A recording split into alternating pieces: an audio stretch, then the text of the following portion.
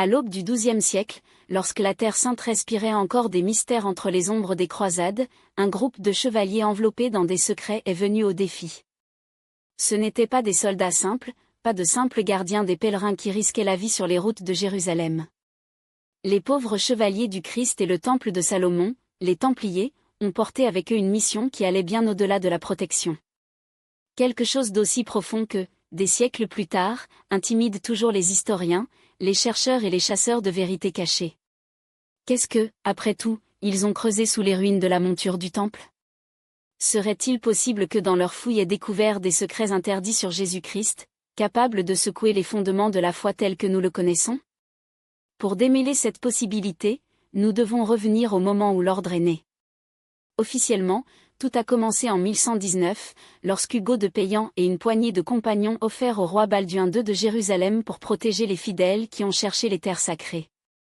En récompense, ils ont reçu des abris dans les décombres de l'ancien temple de Salomon, un détail qui, à première vue, semble innocent, mais cache une question inquiétante: pourquoi un groupe de moines guérines serait-il consacré à la pauvreté, aurait accès à un endroit aussi symbolique? Coïncidence? Ou y a-t-il eu quelque chose enterré dans ce sol qui nécessitait une surveillance implacable? Au cours des 9 premières années d'existence, les Templiers ont agi dans l'ombre, presque comme des fantômes. Personne ne savait avec certitude ce qu'ils avaient fait, en plus de creuser sans relâche sous les ruines du temple.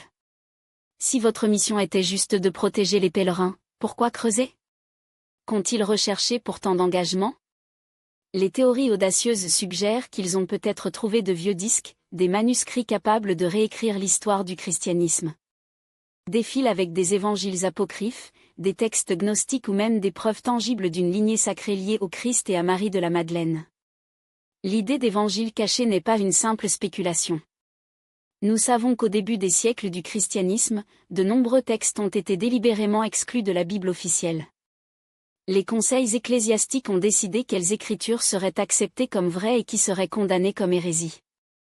Parmi les rejetés se trouvent l'évangile de Thomas, l'évangile de Marie-Madeleine et l'évangile de Philippe, des documents qui présentent un Jésus radicalement différent, pas un Dieu éloigné, mais un maître qui enseignait la connaissance de soi et l'illumination intérieure. Si les Templiers avaient accès à ces enregistrements, une grande partie de leur comportement énigmatique aurait du sens. Contrairement à d'autres ordres militaires de l'époque, ils semblaient porter une connaissance qui les rendait à la fois puissants et dangereux pour l'Église. Leurs rituels secrets, leurs symboles chiffrés et leurs relations ambiguës avec le pouvoir suggèrent qu'ils ont gardé quelque chose de beaucoup plus grand que les reliques ou les richesses matérielles. Le lien entre les Templiers et les connaissances ésotériques est indéniable. Beaucoup croient qu'ils étaient les vrais gardiens d'une tradition cachée, transmise des premiers chrétiens gnostiques aux sociétés initiatives médiévales. Cela expliquerait sa proximité avec les Cathars, un autre groupe persécuté par l'Église, et son lien possible avec le prieuré de Sion, une organisation impliquée dans le mystère qui, selon les rumeurs, avait des secrets sur la descente de Jésus. Mais si les Templiers avaient vraiment des informations aussi explosives, pourquoi a-t-elle été détruite avec une telle violence? Les historiens traditionnels attribuent leur chute à une question financière. Le roi Philippe IV de France était endetté avec ordre et avait besoin d'une excuse pour les éliminer. Cependant, il y a ceux qui soupçonnent une raison plus profonde, la nécessité de faire taire une connaissance capable de secouer la structure même de l'Église. En 1307, par ordre de Philippe IV, des centaines de chevaliers ont été arrêtés, torturés et exécutés. Mais avant la chute, les dossiers indiquent que beaucoup ont réussi à s'échapper, emportant avec eux des documents et des secrets qui n'ont jamais été récupérés. Où sont passés ces fugitifs? Qu'est-il arrivé aux fichiers supposés qu'ils portaient? Cette énigme nous amène à l'un des plus grands mystères du Moyen Âge, le trésor des Templiers. Était-ce une fortune en or et en argent? Ou quelque chose de bien plus précieux, une pure connaissance? S'ils trouvaient vraiment des évangiles secrets, ces documents seraient-ils cachés dans un endroit sûr? Ce seraient les racines des légendes de la S.A. Graal, non pas comme un objet physique, mais comme un symbole d'un héritage caché du Christ. Le sentier du mystère laissé par les Templiers nous mène à une impasse. S'ils avaient des secrets aussi percutants, ont-ils vraiment disparu? Ou vos connaissances ont-elles été préservées par des sociétés secrètes qui ont survécu à la persécution? Certains croient que leur héritage a infiltré d'autres ordres ésotériques, influençant la franc-maçonnerie et les groupes occultes. D'autres soutiennent que les documents ont été détruits ou tombés entre de mauvaises mains. Une question résonne à travers les siècles: les Templiers ont-ils découvert un évangile caché qui pourrait transformer notre vision sur Jésus-Christ? Si oui, où sont ces connaissances aujourd'hui? Dans le chapitre suivant, nous plongerons encore plus profondément dans les évangiles apocryphes et les manuscrits perdus. Que disent ces textes que l'Église a essayé d'effacer? Comment auraient-ils pu survivre jusqu'à nos jours? Et quelle est votre connexion avec les secrets des Templiers? L'histoire du christianisme nous a appris à être façonnée par les décisions prises des siècles après la mort de Jésus.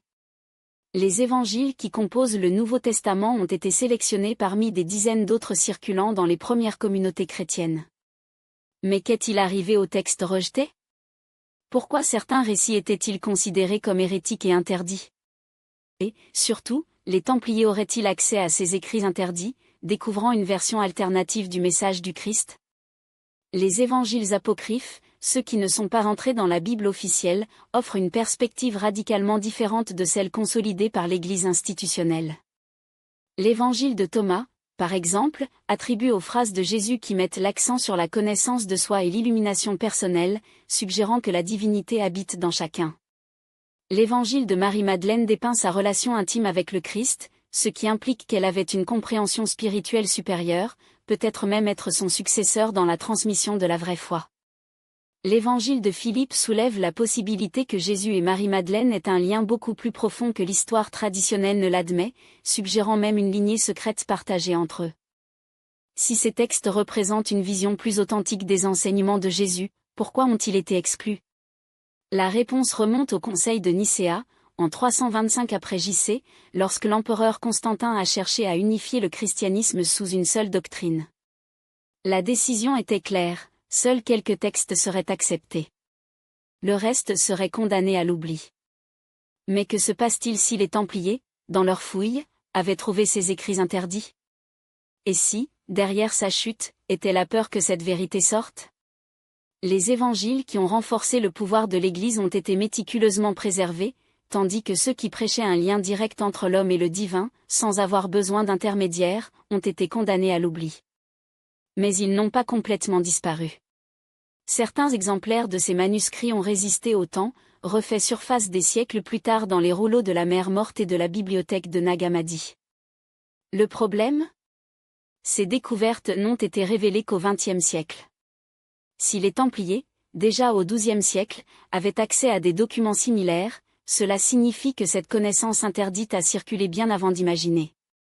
Comment les Templiers ont-ils obtenu ces textes? Jérusalem, où l'ordre a établi sa soif, était un chaudron de culture et de croyance. Au cours de ces fouilles sous le mont du Temple, on suppose qu'ils ont trouvé des documents écrits des premiers siècles du christianisme, conservés par des sectes juives chrétiennes qui ont fui la persécution romaine. Mais ce n'est pas tout. Les Templiers avaient une relation remarquable avec les connaissances islamiques. Les érudits arabes de l'époque avaient de vastes archives de textes anciens, y compris les écrits chrétiens et gnostiques, traduits et conservés avec le zèle. Cet échange de connaissances peut avoir été décisif pour la formation d'une vision alternative du christianisme dans l'ordre. Et les connexions ne s'arrêtent pas là. En grandissant, les Templiers ont développé des pratiques spirituelles qui ont suscité des soupçons. Les rapports du temps décrivent des rituels mystérieux dans leurs cérémonies d'initiation, certains impliquant la vénération d'une figure appelée Baphomet.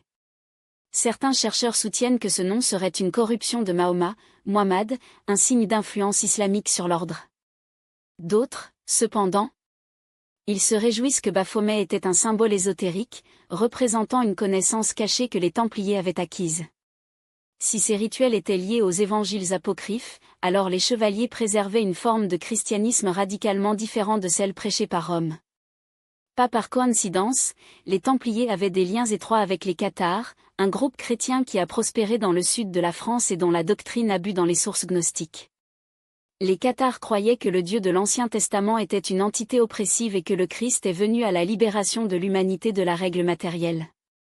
Ils ont rejeté l'autorité de l'Église et ont fait valoir que le salut est passé par une connaissance secrète, transmise de maître aux disciples. Ce n'est pas une coïncidence que les Templiers et la cathare aient été implacablement poursuivis par le Vatican. Le siège de la Cattara Fortaleza de Montaigur en 1244 écho des décennies plus tard à l'automne des Templiers eux-mêmes. Si l'ordre absorbait réellement ces enseignements, cela expliquerait leur transformation, des moines de garde simple à l'une des institutions les plus influentes et les plus redoutées du Moyen Âge. Le contact avec les évangiles apocryphes peut avoir modifié leur vision du christianisme, les conduisant à défier, même silencieusement, l'autorité de l'Église. Mais si cette connaissance était si puissante, pourquoi ne l'ont-elles pas divulguée? La réponse réside dans le danger qu'ils représentaient. Révéler une vérité qui contredit le récit officiel signifiait confronter le pouvoir absolu de Rome, quelque chose qu'aucun groupe du temps ne pouvait faire sans subir des conséquences dévastatrices. La persécution n'a pas pris longtemps. En 1307, lorsque les Templiers ont été accusés d'hérésie, l'un des arguments utilisés contre eux était précisément la pratique des rituels secrets qui remet en question la doctrine catholique. Cependant, même après des arrestations et des tortures, aucun document ne prouvant les accusations n'a été trouvé. Pour beaucoup, c'est un signe que les Templiers ont réussi à masquer leurs records les plus précieux avant la chute. Où sont passés ces documents?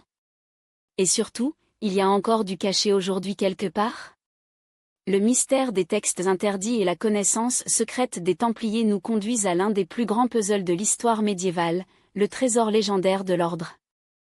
Mais contrairement à la croyance populaire, ce trésor n'a peut-être pas été composé d'or ou de richesses matérielles, mais par quelque chose de beaucoup plus précieux, la connaissance elle-même. Si les Templiers avaient accès à des évangiles secrets qui ont révélé une histoire différente sur Jésus, il est possible qu'ils aient conservé ces informations et garanti leur survie, même après la destruction de l'ordre. Dans la section suivante, nous explorerons cette question: qu'est-ce qui était en fait le trésor des Templiers? Aurait-il découvert un héritage spirituel caché? Et si oui, où cette connaissance a-t-elle été prise? L'image classique du trésor des Templiers évoque des vues sur des chambres remplies d'or, des reliques sacrées et des artefacts inestimables. Mais que se passe-t-il si la vraie richesse des Templiers n'était pas matérielle mais une connaissance interdite, quelque chose de si puissant qu'il aurait pu changer pour toujours le cours de l'histoire chrétienne? Ce mystère nous amène à la théorie qui entoure la disparition de l'ordre et le sort de ses secrets. La relation templare avec le temple de Salomon n'est pas un simple détail architectural.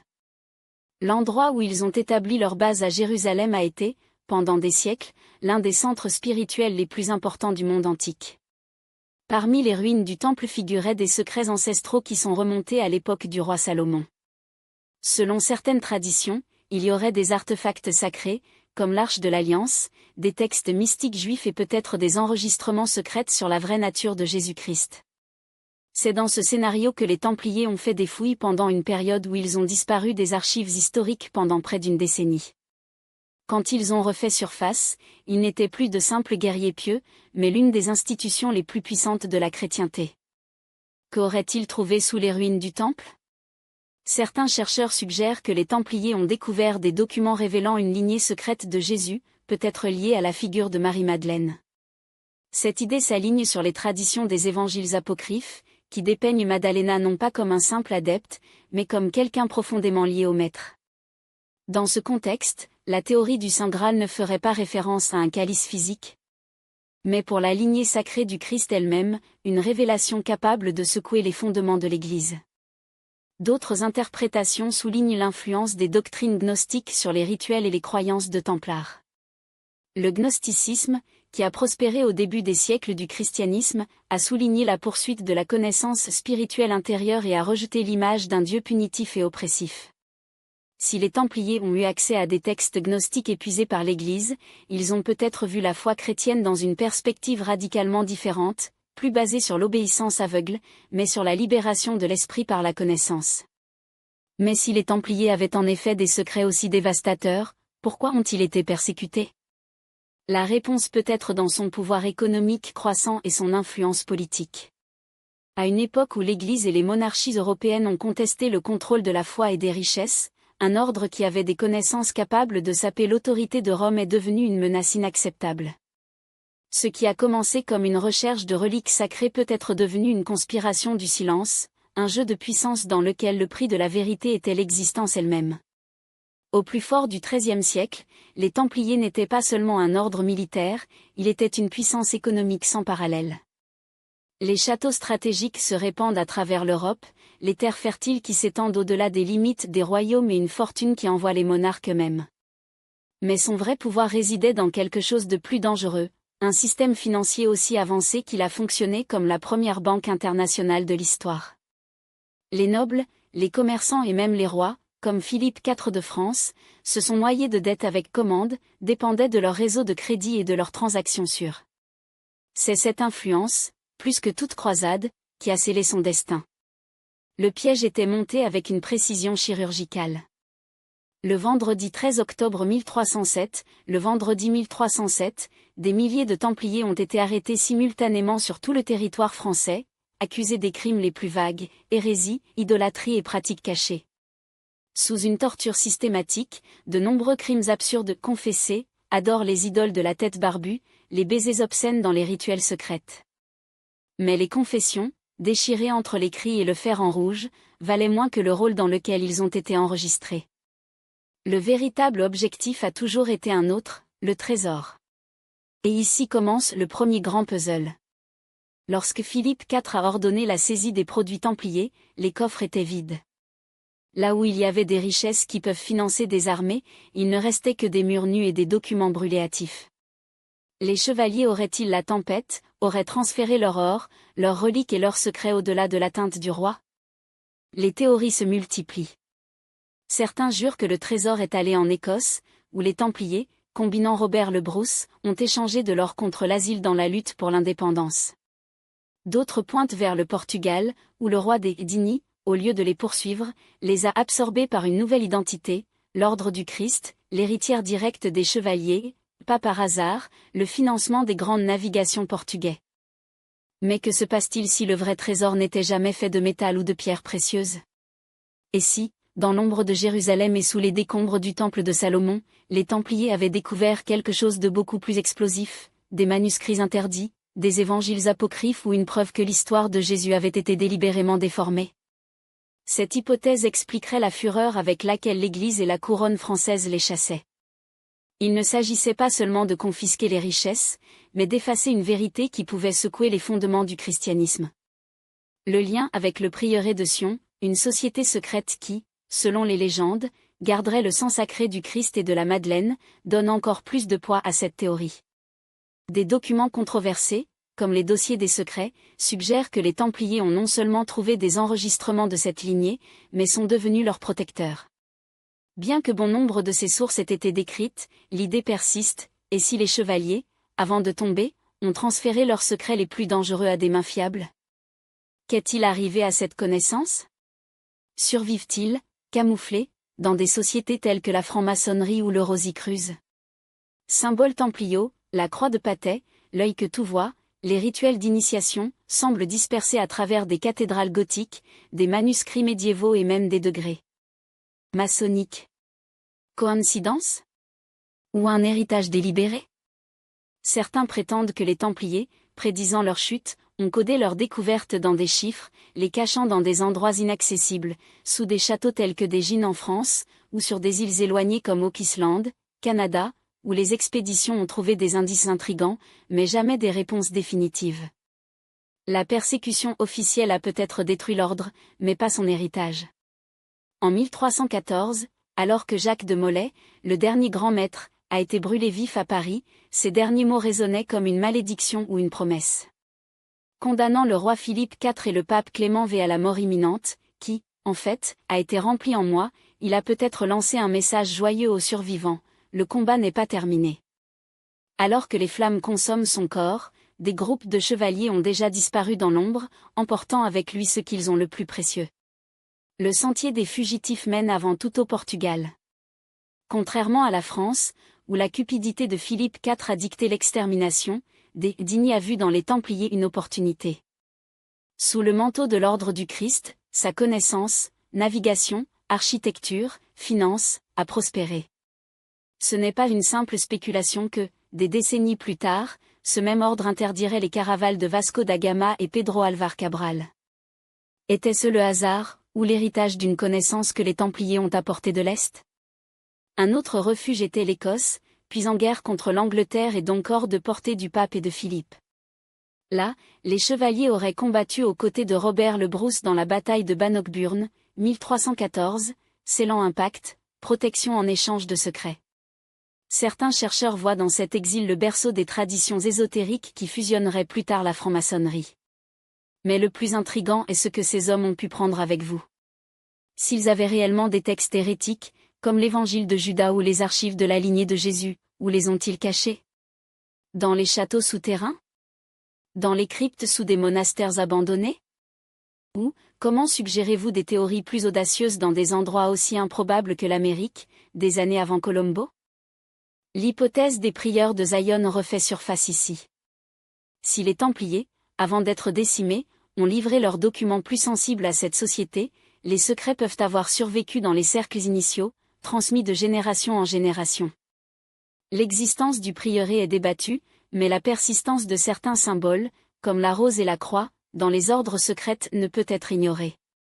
Le fait est que les Templiers n'ont pas disparu. Son esprit survit dans des pierres sculptées, dans des rituels cachés, surtout, dans la question qui nous poursuit toujours, que savait-il? Si vos fichiers secrets existent, si des évangiles interdits ont été préservés, leur révélation pourrait réécrire 2000 ans d'histoire. Nous nous retrouvons avec les indices, et la certitude que, là où il y a de l'ombre, il y a aussi quelque chose de caché qui attend d'être découvert.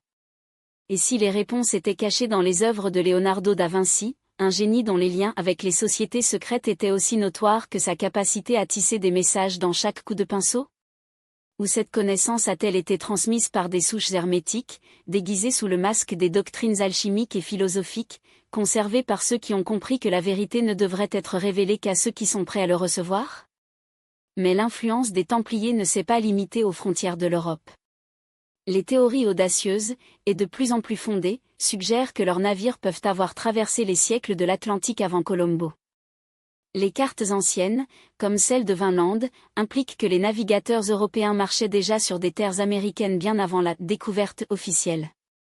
Si les Templiers dominaient les connaissances avancées de la navigation, héritées de leur contact avec les marins arabes, rien ne les empêcherait de s'enfuir avec leurs secrets au-delà, emportant avec eux une vérité capable de secouer les fondements du monde connu. Voici le grand puzzle: si les Templiers se sont échappés avec des informations qui pourraient effondrer la structure de l'Église, pourquoi ces révélations n'ont-elles jamais fait surface? La réponse la plus plausible, et aussi la plus inquiétante, est que cette connaissance a été délibérément fragmentée, répartie entre les groupes qui la préservaient sous des couches de symbolisme et de confidentialité. Et cela nous amène à une possibilité encore plus inquiétante: et si ces vérités sont encore gardées aujourd'hui par des sociétés qui opèrent dans l'ombre de la puissance mondiale, manipulant des destinations de l'humanité par derrière que peu peuvent voir? Maintenant, préparez-vous à plonger dans l'un des plus grands mystères des Templiers, le Saint Graal et le Code secret. Parce que le Graal n'est pas seulement un objet sacré, c'est une clé. Une clé qui, entre les mauvaises mains, pourrait réécrire non seulement l'histoire du christianisme, mais l'essence même de la spiritualité occidentale. Des premiers poèmes médiévaux, tels que ceux de Chrétien de Troyes et Wolfram von Eschenbach, le Graal n'a pas été décrit comme une simple relique, mais comme le sommet d'un voyage spirituel, protégé par un ordre de chevaliers de garde dont les caractéristiques sont confrontées à celles des Templiers eux-mêmes. Coïncidence? Difficile à croire. Qu'est-ce que ces textes anciens ont essayé de nous dire? Ce Graal n'était pas un calice, mais quelque chose de beaucoup plus dangereux, une connaissance interdite? Ou, comme le suggèrent les théories les plus explosives, une lignée sacrée, la descente directe du Christ, dont le secret, révélé, détruise les dogmes sur lesquels l'Église a construit son empire? Imaginez si, sous les ruines du temple de Salomon, les Templiers avaient découvert des documents prouvant que Jésus n'était pas seulement un prophète, mais le patriarche d'une dynastie cachée, protégée au cours des siècles par les sociétés secrètes. Cette connaissance expliquerait son pouvoir brutal, sa richesse incompréhensible et, surtout, la fureur avec laquelle ils ont été exterminés. Car si l'Église savait que les Templiers avaient des preuves que la divinité du Christ était une construction, pas une vérité absolue, leur persécution n'aurait pas été la cupidité, mais pour la survie théologique. Et il y en a plus. Pour les cathares, le Graal n'était pas un objet, mais l'éclairage lui-même, une connaissance ésotérique que l'Église avait déformée pour maintenir son contrôle. Lorsque les cathares ont été décimés au XIIIe siècle, beaucoup croient que leurs secrets ont été hérités par les Templiers, qui les ont codifiés dans la pierre, les manuscrits, surtout, par symboles. Il suffit de regarder les cathédrales gothiques Chartres, Reims, Notre-Dame avec un financement templier et plein de messages cachés, des chiffres géométriques parfaits, des nombres sacrés, des scènes bibliques réinterprétées. Les Templiers étaient des maîtres du cryptage, vos codes peuvent être cachés aujourd'hui à la vue, en attendant ceux qui savent les déchiffrer. Certains chercheurs soutiennent qu'une partie de cet héritage a été absorbée par la franc-maçonnerie, dont les rituels et les symboles font écho à ceux des chevaliers anciens. D'autres soulignent le prieuré de Sion, une société secrète qui, selon les légendes, aurait gardé les secrets du Graal pendant des siècles. Si cette organisation existait, il existe des preuves que les fichiers ISTS peuvent contenir la dernière pièce de ce puzzle, un code de temple non encore déchiffré, caché dans les bibliothèques ou documents souterrains en attendant le bon moment à révéler. Le fait est que le Graal, qu'il s'agisse d'un objet, d'une lignée ou d'une connaissance, reste enveloppé dans un mystère. Si les Templiers l'ont trouvé, ils ont tenu la clé d'une révolution spirituelle. Mais ce secret a-t-il perdu pour toujours? Ou est-il protégé, même maintenant, par ceux qui comprennent leur pouvoir? Dans la section suivante, nous explorerons comment l'ombre des Templiers s'étend à ce jour, façonnant le monde moderne à travers des sociétés secrètes qui opèrent dans les coulisses de l'histoire. Parce qu'une question persiste, si les Templiers ont été détruits, pourquoi leur héritage n'est-il jamais mort? Que se passerait-il si la clé pour démêler les plus grands mystères de l'humanité n'était pas cachée dans des grottes éloignées, mais dans les chefs-d'œuvre que nous admirions depuis des siècles? Imaginez que les secrets des Templiers n'étaient pas détruits, mais camouflés entre les lignes de l'histoire, dans les traces de génies comme Leonardo da Vinci, dont les peintures étaient non seulement de l'art, mais des cartes cryptées de connaissances interdites. Da Vinci, un homme devant son temps, n'était pas seulement un peintre ou un inventeur, il avait un initié. Son lien avec les sociétés secrètes et sa fascination pour les symbolismes cachés suggèrent qu'il a peut-être eu accès aux documents templiers secourus du feu de joie Inquisition. Remarque, le dernier souper, non pas comme une représentation religieuse conventionnelle, mais comme un puzzle théologique. Pourquoi Judas est-il dépeint si différemment des autres apôtres? Pourquoi la figure à droite de Jésus, identifiée par transaction comme Jean, a-t-elle des traits féminins? Ce serait une allusion au sanglant. Le Saint Graal n'est pas comme un calice, mais comme une lignée sacrée que les Templiers ont juré de protéger? Et ce n'est pas seulement de Vinci. La chapelle Sixtine, les cathédrales gothiques, même les tonnes des églises médiévales portent des symboles qui, lorsqu'ils sont déchiffrés, révèlent un récit alternatif de l'histoire. Le code des Templiers n'a pas été perdu, il a été réinterprété par ceux qui pouvaient lire au-delà des apparences. Mais pourquoi cacher des vérités si profondes dans les œuvres d'art? Parce que l'art, contrairement aux documents, survit. Bien que les manuscrits puissent être brûlés et que les fichiers peuvent être scellés, une peinture ou une sculpture demeure, un temps difficile et ceux qui essaient d'effacer la mémoire. Et si les Templiers, prédisant leur chute, ont codifié leur héritage dans la pierre, la peinture et la géométrie sacrée? La chapelle Rosslyn en Écosse n'est pas seulement un temple, c'est un livre en pierre. Ses piliers sculptés, leurs coffres pleins de maçons et de Templiers, et même leur mystérieuse acoustique, qui, disent, résonne comme une chorale céleste lorsqu'elle est activée de la bonne façon, suggèrent qu'elle a été construite pour garder quelque chose de beaucoup plus grand que lui-même. Certains chercheurs croient que leurs labyrinthes underground, non entièrement exploités, peuvent abriter non seulement des reliques mais aussi des textes capables de réécrire l'histoire du christianisme. Mais voici la question qui devrait nous éveiller la nuit, qui a aujourd'hui la clé pour déchiffrer ces codes? Si les Templiers faisaient confiance à leurs secrets à des ordres tels que la franc-maçonnerie ou la Rose-Crouse, ces groupes fonctionnent-ils toujours comme des gardiens silencieux d'une connaissance qui pourrait secouer les fondements du pouvoir religieux et politique? Ou est-ce quelque part dans les archives secrètes du Vatican, dans les coffres coupés des banques centrales, ou entre les mains des familles aristocratiques européennes, y a-t-il encore des documents originaux attendant le bon moment pour faire surface? L'histoire nous enseigne que les vérités dangereuses ne sont pas détruites, elles sont contrôlées. Et si les Templiers étaient éliminés non pas parce que leurs secrets étaient faux, mais pourquoi étaient-ils trop réels? Que se passerait-il si, sous nos pieds, dans les églises que nous visions en tant que touristes, dans les musées que nous admirons en tant qu'amateurs d'art, étaient les réponses aux questions que nous n'avions même pas osé poser? Dans la section suivante, nous plongerons dans les tests en béton, les artefacts, les lieux et les textes qui ont résisté au temps et à la censure. Parce que si les Templiers ont laissé des indices, ils ne sont pas perdus. Ils attendent ceux qui savent les chercher. Et la dernière question est inévitable, êtes-vous prêt à les découvrir? Et si les œuvres de Leonardo da Vinci n'étaient pas seulement du génie mais des complices d'un secret de la génération Y? Associés aux sociétés ésotériques et aux gardiens des connaissances interdites, leur peinture, en tant que dernier souper, considère ces messages énigmatiques qu'ils défient encore plus de chercheurs plus audacieux.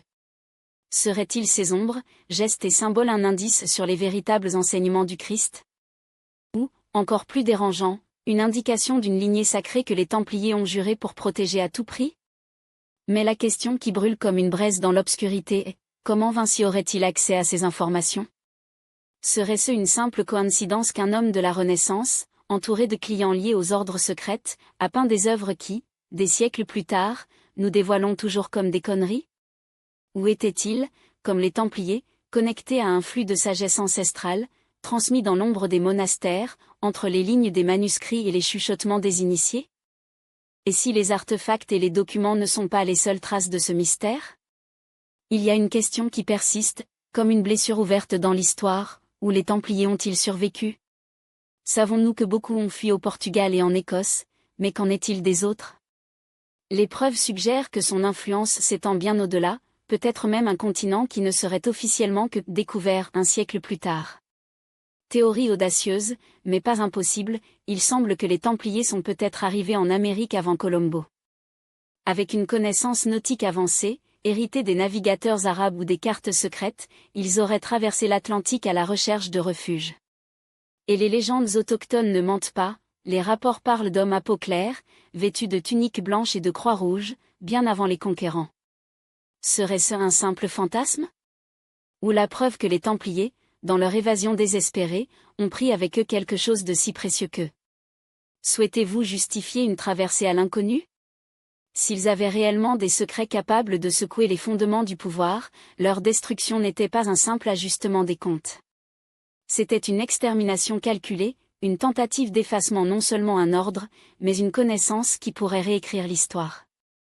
Pourtant, comme un incendie qui insiste pour ne pas effacer, il y a des signes que ces connaissances ont survécu.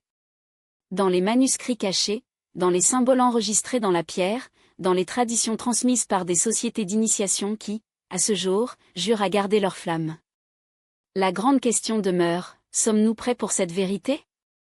Si les Templiers ont trouvé quelque chose qui a mis au défi des dogmes et des structures de pouvoir, il est possible que ce secret soit toujours là, derrière les coulisses de l'histoire, en attendant le bon moment pour faire surface.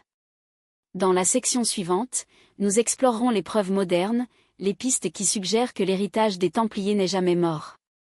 Les siècles après votre chute, protégez-vous toujours vos secrets? Quoi de plus, sans le réaliser, sans s'en rendre compte, les démêlent déjà. Ce n'est pas seulement la spéculation qui nous attend, mais un héritage qui, après des siècles de mystères, de persécutions brutales et de secrets enterrés, commence enfin à émerger des ombres. Et c'est là que nous arrivons à la question définitive, que savons-nous vraiment des Templiers? Qu'est-ce que le fait prouver, qu'est-ce que la légende par le temps, surtout, qu'est-ce qui doit être révélé?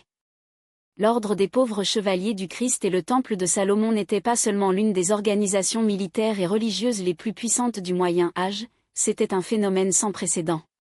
Sa croissance fulminante, sa richesse incommensurable et son influence sur les rois et les papes les ont rendus aussi craintes que l'admirés. Mais c'est sa chute, orchestrée par des accusations manufacturées d'hérésie, qui a allumé la première étincelle de méfiance. Serait-ce sa destruction seulement une décision politique, ou y avait-il quelque chose de beaucoup plus grand en jeu? Parmi les puzzles entourant les Templiers, certains se distinguent comme des indices d'un puzzle encore incomplet. Le premier d'entre eux, et peut-être le plus explosif, est la question de l'évangile caché et des textes interdits.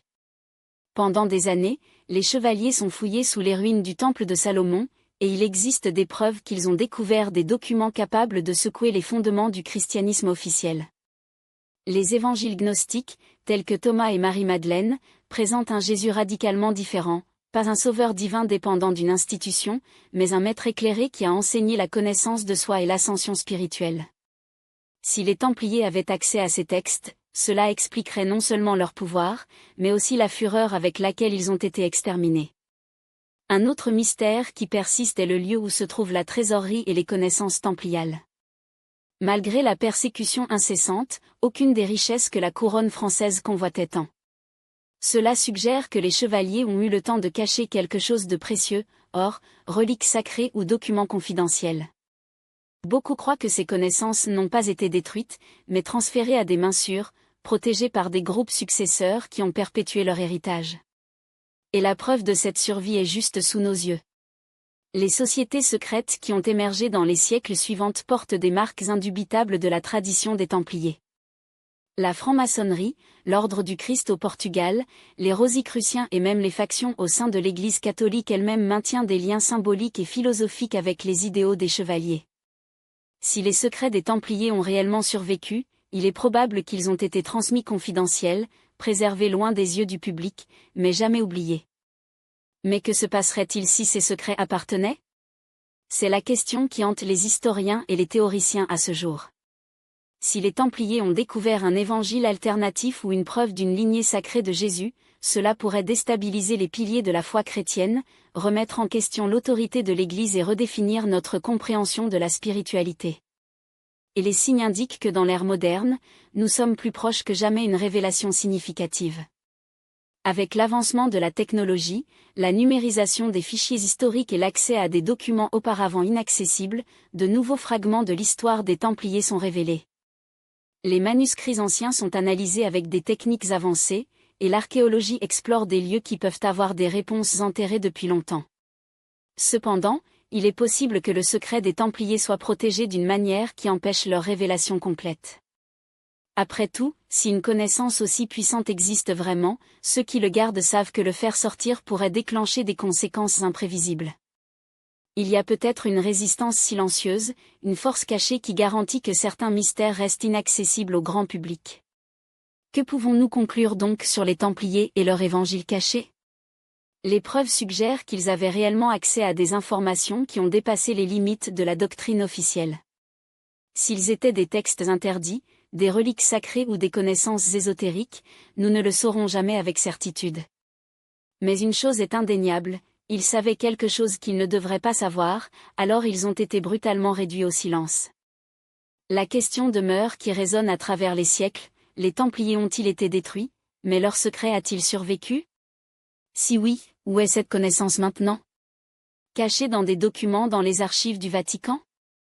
Dans des manuscrits cryptés en attente d'être déchiffrés ?